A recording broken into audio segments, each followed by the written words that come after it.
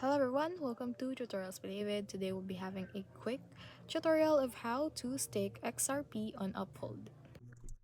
So there is no directly stake XRP on Uphold in the traditional proof of stake or POS way because XRP uses a different consensus mechanism.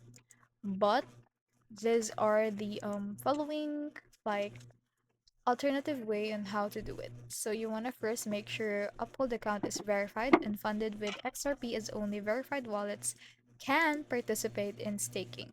Next is navigate to the earn or staking as own or section. Select XRP and review the current staking terms, including reward rates and any lockup periods. And once you're ready, click stake and confirm the transaction.